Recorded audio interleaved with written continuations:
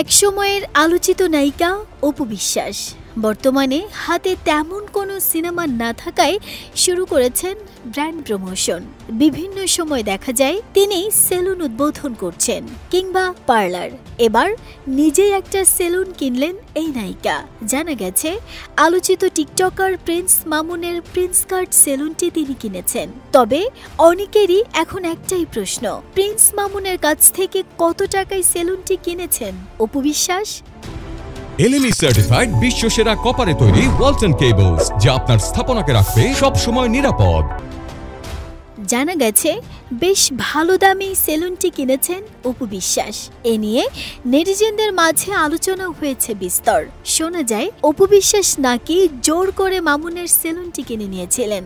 এ নিয়ে প্রিন্স মামুন সাংবাদিকদের জানিয়েছেন সেলুনটি এখন অপু আপু পরিচালনা করছেন। আর অপু আপুর সঙ্গে এটা নিয়ে ঠিক কি ডিল হয়েছে তা বলার মতো সময় এখনই আসেনি। বিস্তারিত সব পরে জানাবো।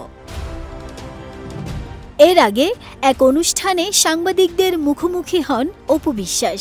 এই প্রসঙ্গে অপু বিশ্বাস সংবাদ মাধ্যমকে বলেন, যখন কোনো কিছু বিক্রি হয়ে যায় তখন সেটা তারই হয়ে যায়। এই সেলুনটি ৩ জন পরিচালনা করবেন জানিয়ে অপু বিশ্বাস বলেন, সেলুনটির সঙ্গে যারা যুক্ত আছেন তাদের মধ্যে আমি, মাসুদ খান এবং মাহফুজ, এই ৩ জন মিলেই আমরা সেলুনটি পরিচালনা করব।